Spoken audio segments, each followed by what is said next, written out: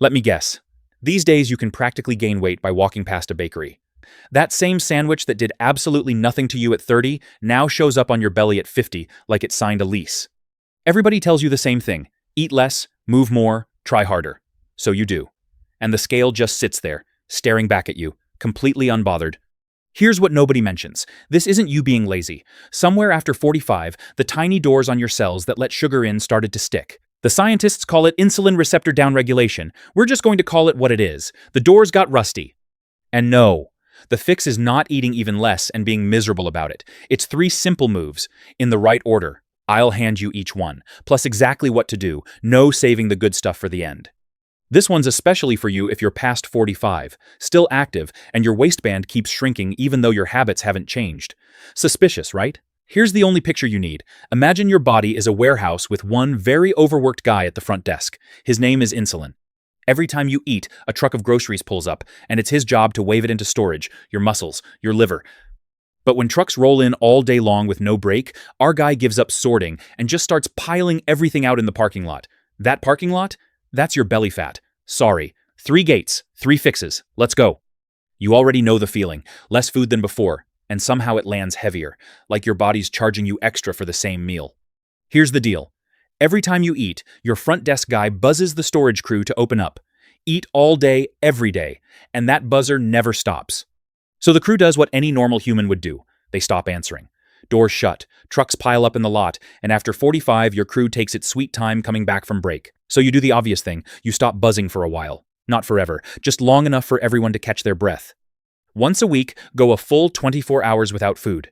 Last meal one evening, first meal the next evening. In between, black coffee, green tea, plain sparkling water, anything without sugar or cream. The rest of the week, just keep your eating inside an 8-hour window. That quiet stretch is when your storage crew finally clocks back in, and your cells start picking up the phone again. And this isn't just me talking. In a 2018 cell metabolism study, men who simply ate earlier and inside a shorter window got more insulin sensitive in 5 weeks. Didn't lose a pound. Same food. They just stopped buzzing the crew around the clock.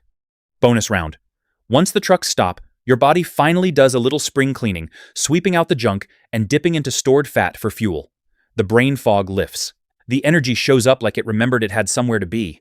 For the first time in years, the loading dock is empty, and your body remembers how to do its actual job. Okay, dock's empty. But here comes dinner. So what happens when a week's worth of groceries hits the desk all at once? Our poor guy panics. He dumps a giant wave of insulin to deal with it, then crashes hard.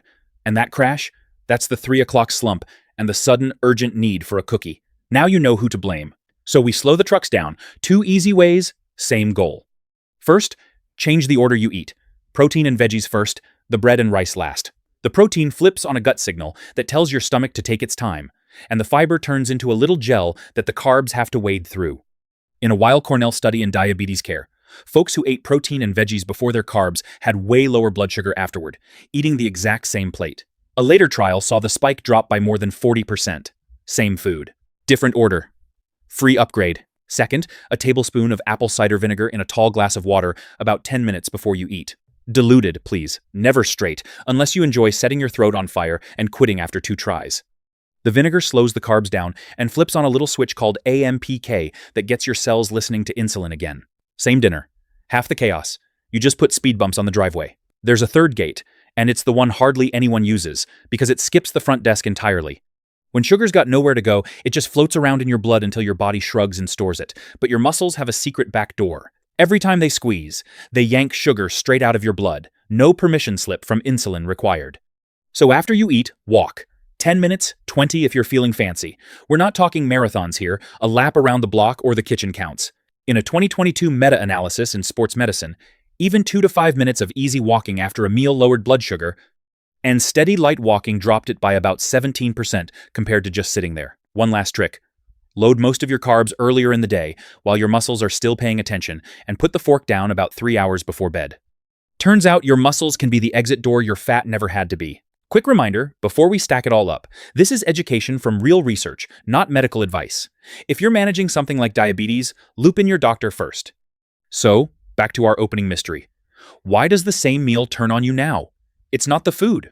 It's that your cell doors lost their chance to unstick, and nobody ever told you there was a right order to all this. Here's the order. I call it the Insulin Reset Sequence. One routine, not 3 separate to-do lists. Gate 1, empty the dock.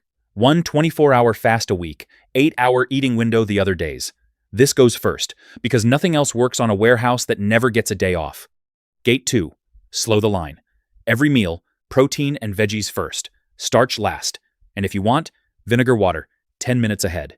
Order is everything. Speed bumps don't help if you put them in after the truck's already through. Gate 3, open the bypass. Walk 10 minutes after meals. Keep most carbs before mid-afternoon. Last bite 3 hours before bed. By weeks 3 and 4, you'll notice steadier energy and fewer cravings. By weeks 6 to 8, the tape measure finally budges. Again, if you've got a condition, check with your doctor before diving in. Remember that sandwich? The one that did nothing at 30 and signed a lease on your belly at 50? Turns out it wasn't betraying you, and you weren't failing. Your body was just waiting for a signal it stopped getting. Give it these 3, in order, and that same plate goes back to feeding you instead of filing you under storage. And here's the part that actually matters. This isn't just about your genes fitting. Every week your insulin stays calm and steady, your cells age a little slower. Your belly's just the part you can see. Hit subscribe, because the next one's about the one sneaky hormone that decides exactly where your body parks fat after 50, and almost nobody's talking about it.